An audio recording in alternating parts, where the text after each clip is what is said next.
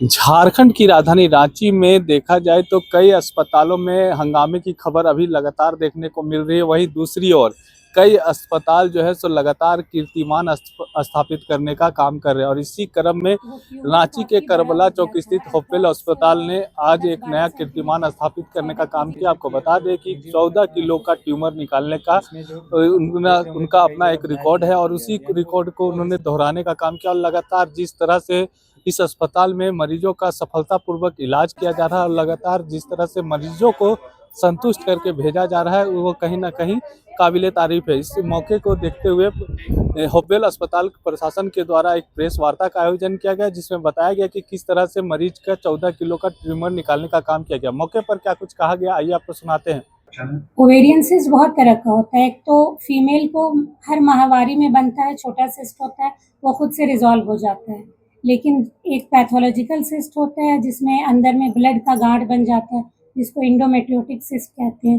जब इतना ज़्यादा बड़ा हो जाता है सिस्ट हार्मोनल डिस्टर्बेंस की वजह से, तो पेशेंट को उसमें लक्षण आते हैं कि साइकिल इरेगुलर हो जाता है, पीरियड सही से नहीं आता है, या फिर पीरियड में बहुत ज़्यादा पेन होता है। तो ये सारा रीज़न होता है और ये लक्षण होते हैं उसके। कितना कितना चैलेंजिंग था आप लोगों के लिए ये 14 केजी का? हाँ, ये तो काफ़ी चैलेंजिंग था क्योंकि पेशेंट ऑलरेडी बहुत क्रिटिकल हो गई थी। सही से सांस भी नहीं ले पाई थी, पेट उसका बहुत फूल गया था, काफ़ी बड़ा सिस्ट हो गया था। तो इसमें कैच पॉइंट ये है कि पेशेंट काफ़ी ओल्ड एज थी और उनको पेट में स्वेलिंग तो था हिस्ट्री, लेकिन वो उनको पता नहीं चल पा रहा था। प्रॉब्लम तब हुआ जब वो इतना बड़ा ट्यूमर 14 केजी का जब रोटेट कर गया और घूम करके सड़ने के पोजीशन, जिसको गैंग्रीनस कहते हैं। होता क्या है कि जो ट्यूमर का जो ब्लड सप्लाई होता है वो नॉर्मली होता है, लेकिन जब वो ट्विस्ट कर जाता है 360 डिग्री पे एक्सिस पे अपने रोटेट कर जाता है तो उसका ब्लड सप्लाई ब्लॉक हो जाता है। उसकी वजह से वो पूरा ट्यूमर सड़ने लगता है। ठीक है, जब सड़ने लगता है तब फिर पेशेंट को तकलीफ होती है और फिर इन्फेक्शन उसके माध्यम से पूरे जिस्म में जाता है। ये लेडी जो थी वो काफ़ी ओल्ड एज, अराउंड 70-75 थी।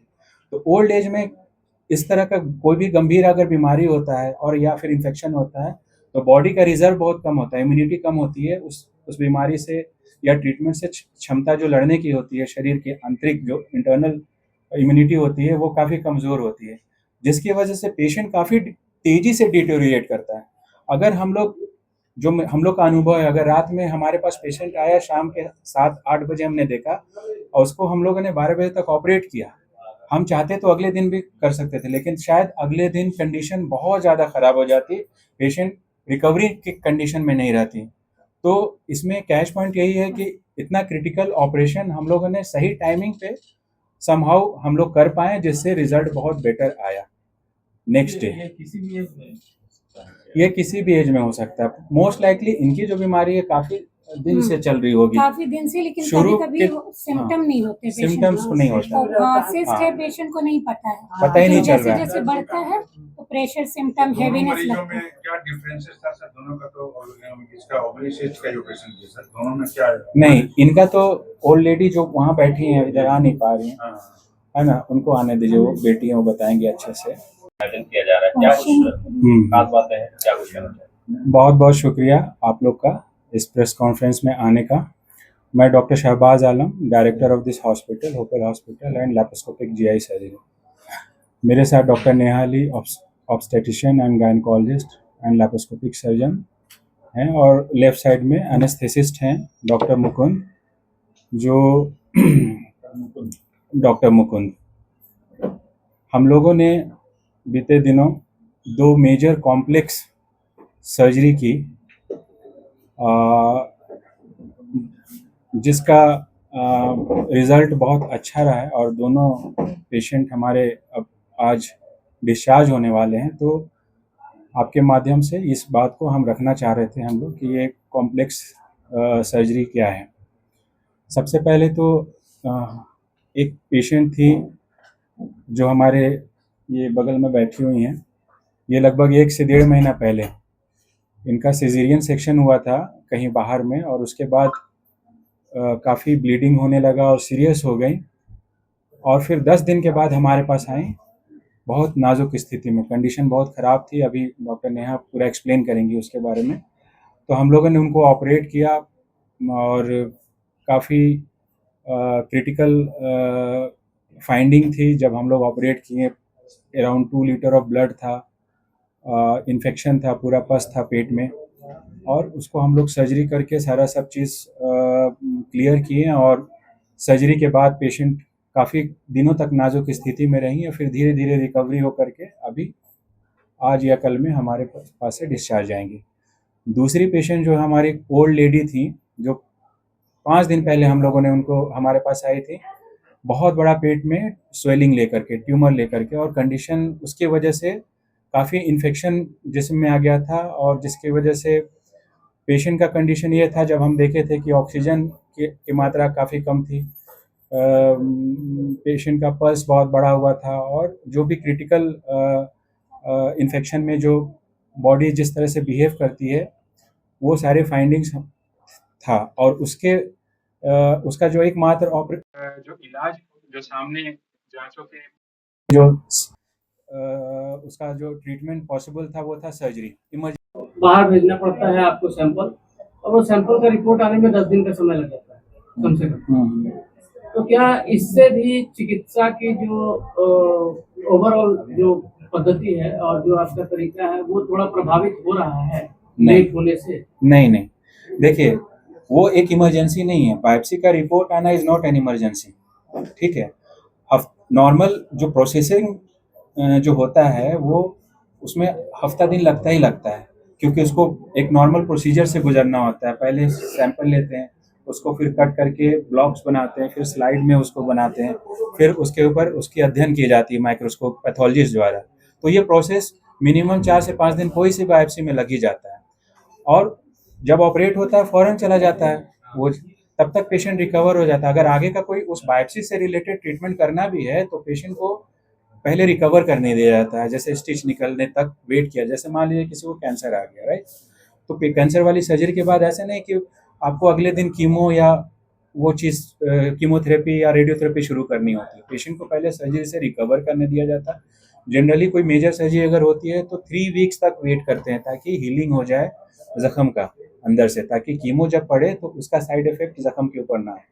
तो 21 डेज तो नॉर्मली रुकेंगे। अगर किसी को कीमो देना भी नहीं है तो बायोप्सी इरेलेवेंट हो जाता है कि टाइमिंग को लेकर के, जो आपका सवाल है। और अब तो यहाँ पे भी लैब हो गए हैं, तो हर कोई ज़रूरी नहीं कि बाहर ही जाए सैंपल। रांची में भी आजकल बायोप्सी की रिपोर्टिंग हो रही है। इस तरह के ऑपरेशन में भी लोग 15 दिन के बाद वो हमारे पास आई थी।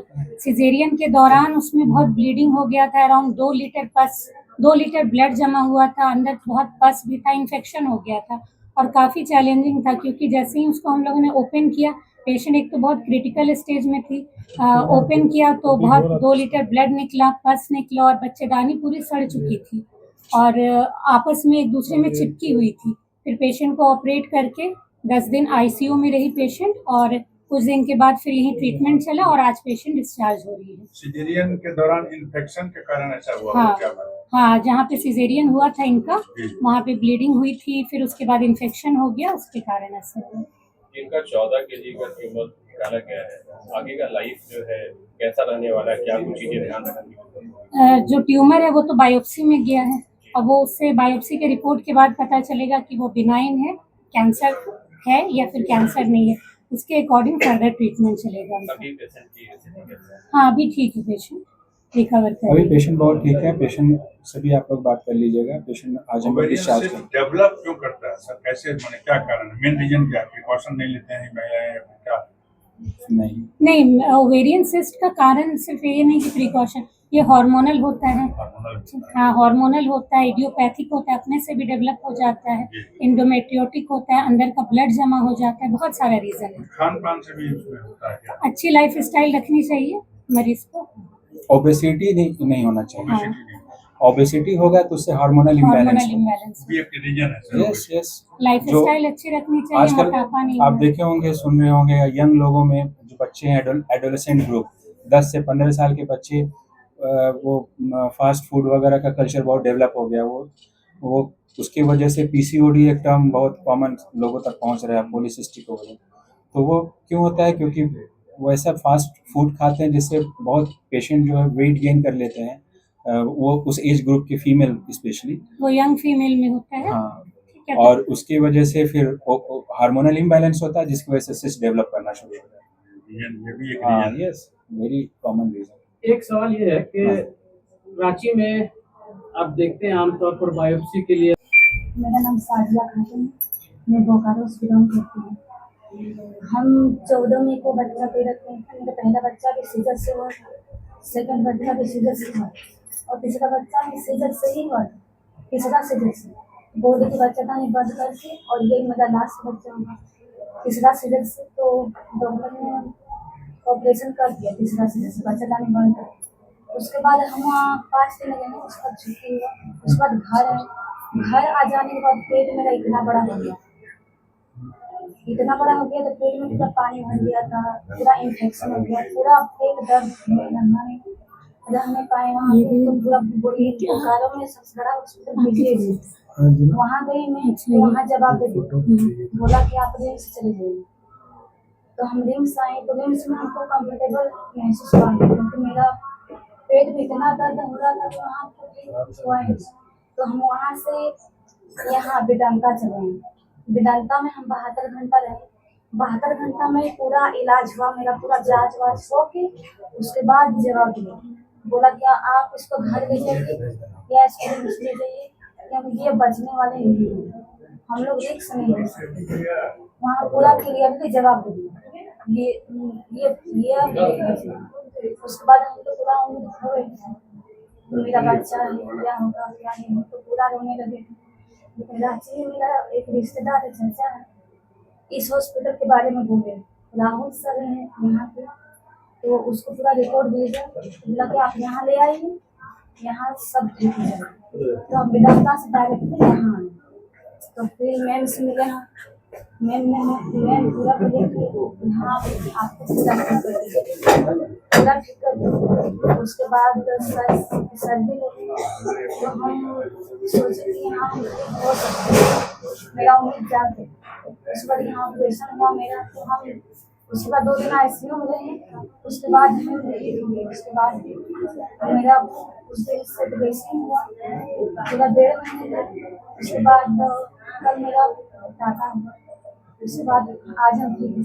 अभी कैसा फील कर रहे हैं? अभी हम बहुत अच्छा फील कर रहे कोई परेशानी जो पहले थी वो भी है? हैं। बहुत परेशान है, हम लोग नए उम्मीद रखते थे जब लड़की हम लोग का तो बहुत ज्यादा ही था।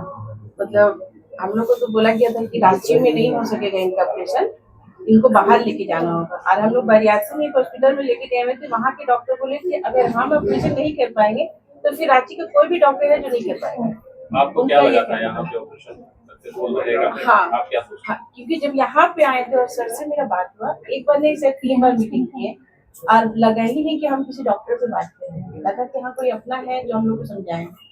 इतना अच्छा तरीके से हर चीज और अपने ऊपर मतलब पूरा हम लोग को पता है कि 100% हम पूरा देंगे। पहले और अभी में पेशेंट कैसे हैं? बहुत बहुत ज्यादा अच्छी है।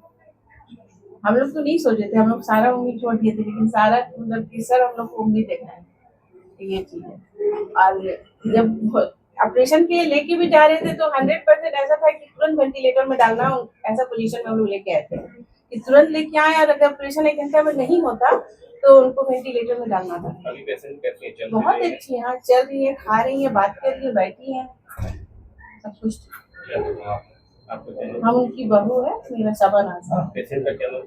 सबिया खातून, कहाँ से आप लोग? हिंदपुरी में काम कर रहे हैं।